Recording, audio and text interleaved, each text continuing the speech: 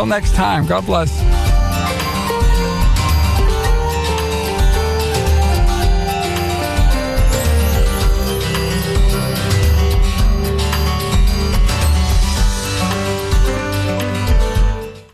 The opinions expressed on air are not necessarily those of WHPC, its management, or Nassau Community College. Responsible opposing viewpoints will be considered by emailing them to whpc@ncc.edu or by mail to WHPC 1 Education Drive, Garden City, New York 11530. Thanks for listening to the voice of Nassau Community College, 90.3 WHPC.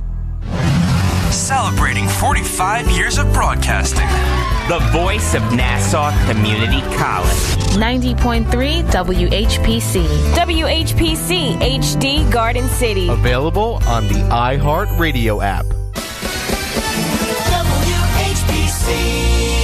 Welcome to My Hometown, the program that explores clubs, organizations, businesses, and issues across Nassau and Suffolk counties and sheds light on the different towns that are making a difference.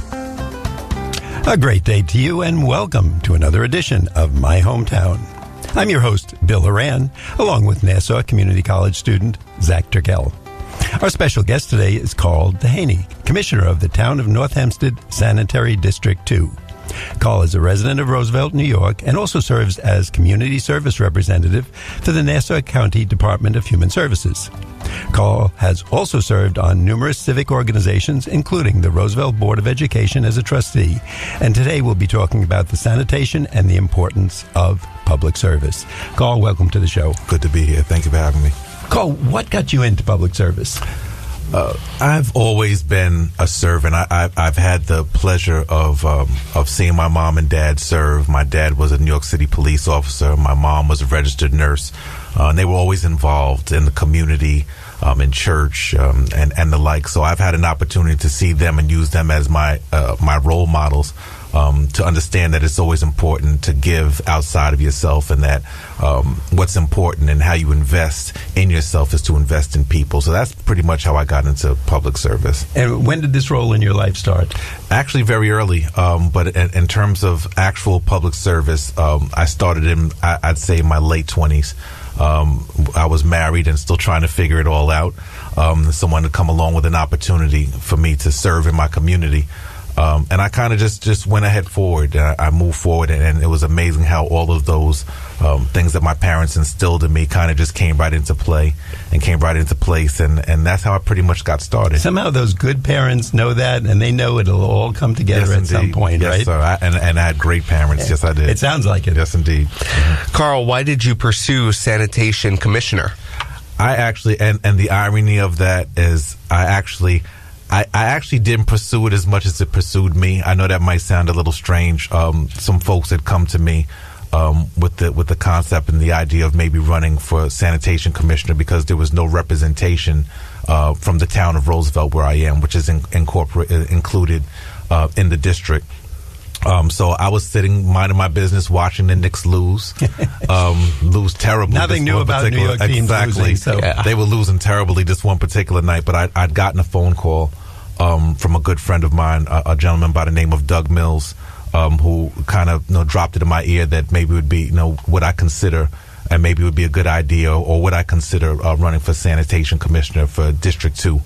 In the town of Hempstead, and initially my answer was no. I was kind of in a good place where I was, but it came back to me a couple of times, and I thought it over and talked it over with my family and what have you, and I figured it'd be a good time to jump in. There hadn't been representation on the commission for years in terms of Roosevelt or African Americans for that matter.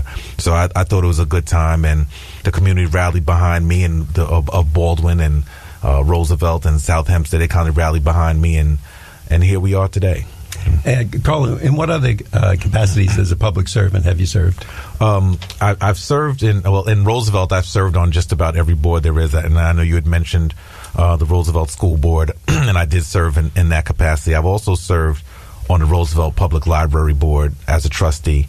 I served in the Roosevelt Chamber of Commerce. I've served in the Freeport Roosevelt Executive Board of the NAACP. I'm currently serving on the executive board of the Nassau County Economic Opportunity Commission, EOC. I've served in the Energy Partnership, which is a regional stewardship that addresses the issues that we face in our region in Long Island, Nassau, and Suffolk, with a bunch of other public servants and community leaders, which I found very interesting. And so I've always served. I serve in church as well. And in my district, in the Baptist Church District, I served in as a part of Eastern Baptist Association, which encompasses churches from Nassau, Suffolk, Queens, and Kings counties. So I've always served. Those are some of the organizations and I've served on. I've always found, and Zach too, that those make the best bosses, because when you have different positions and you know what it's like all around in that circle, you're a better boss because you've been there and done that. Yes, you can definitely empathize with folks who are serving, and not only folks who are serving, but you can empathize with folks who are being served, and you can it gives you a better perspective in terms of what's needed and what can better serve all of us, or what can better serve all of us as a community. And you understand the role of the big shot and the little shot. Most of us are little shots. And technically, we should all be little shots. We should all be little shots working together to be a big shot together as a collective. Exactly. That's how I see it. I do like that. Carl, you do a lot of things on a daily basis, but we want to talk about the Sanitation Commission. How does the Sanitation Commission work day to day? Well, actually, and that's a great question. It's actually, and I kind of mentioned it and touched on it, but it's an elected position. It deals mostly and mainly with fiscal oversight of the district, just ensuring that the budget doesn't go too high, that we don't overspend, that we don't underspend, and that what we're spending on is directly impacting the people that we're serving and directly impacting the district itself in terms of giving us a greater opportunity to better serve. So you're talking mostly fiscal oversight as a commissioner. I sit with a group of commissioners. It's actually a board of commissioners, of which I'm one. Fantastic individuals that we serve with. And the good thing about this is that there is no politics per se. With what we do, we just our main objective is to make sure that the residents of Sanitary District 2 get the best service and that we provide the best service for our residents. So that's pretty much how the commission works. Carl, how long actually have you served as the Sanitation Commissioner? I was elected in the summer of 2014, July of 2014. And actually my term is up in July of 2018. So this is my fourth year. I actually was finishing the term of one of the commissioners who had passed on, Dennis Meekins. He'd passed, he'd become ill and passed. He had served for a number of years, and they had to fill that spot. And there was a kind of a campaign to ensure that there was equal representation on the board, that each area in the district, Roosevelt, Baldwin, South Hempstead, that there was representation there on the board. So that's kind of how I had gotten in. Does that make it difficult? I'm just thinking, in your position, you're doing a job, you're doing it well, you probably love it, and due to factors, I guess, outside your control, they could say to you in 2018, bye-bye. Because at the end of the day, it's what the people want. And I think difficult, yes, just in terms of how much I love it. It kind of, might pull you away a little. But that doesn't supersede the love of the people. And basically, if the people are saying, well, Carl, it's time for something different, then I would have to accept that, because it's basically, it's for them and it's about them. So if they decide that it comes to a point where it's like, well, Carl, that I think we want to go in a different direction through the form of their voting, then that I can always live with that. I can live with that. You're very nice about it, but that must be tough if you enjoy what you do. Any of us, teachers, accountants, lawyers, doctors, we're into something, and then knowing that it's kind of outside your control, yes. That you have to have a good spirit. Absolutely. I mean, and you have to. I think putting the onus and putting the emphasis on making sure that we focus on the people, it softens the blow somewhat, you know what I mean? But it doesn't mean that it doesn't hurt, because it does, because I love serving, so to have that, kind of removed or be removed from that picture could be difficult. But I enjoy serving, but again, it's about the people. And if the people decide differently, you have to kind of accept that. And you have a great outlook. I appreciate it. That is great.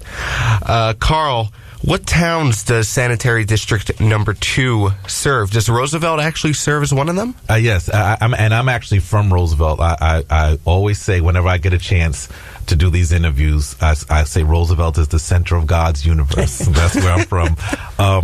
Roosevelt is one of the towns.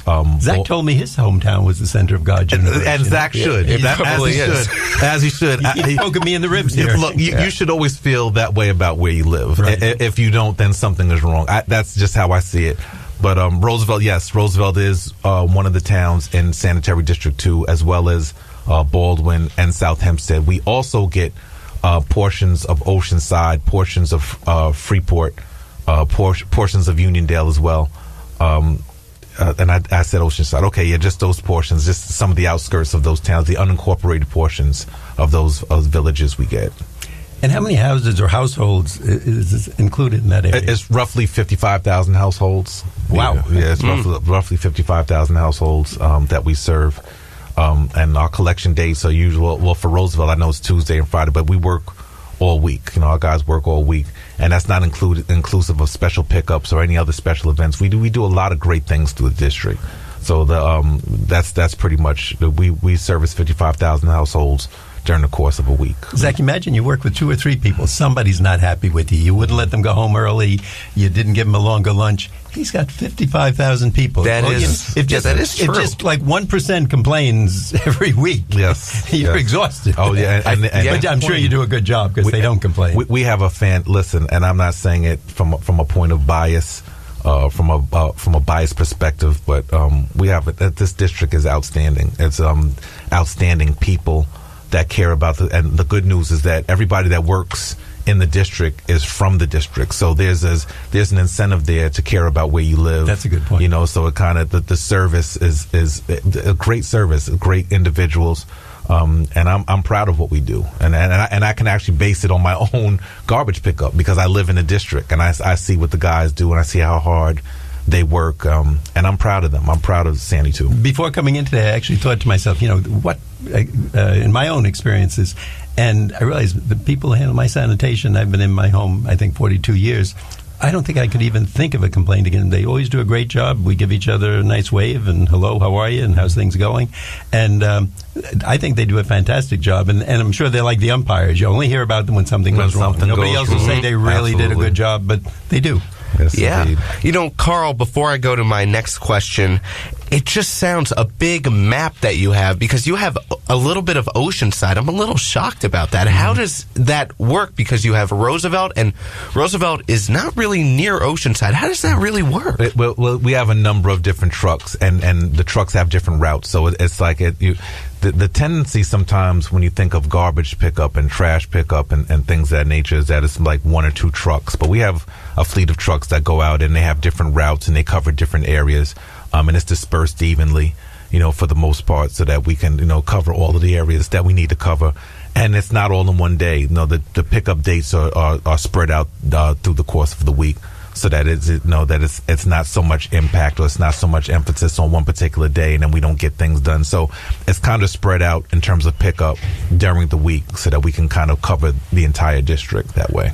Here's my other question, Carl.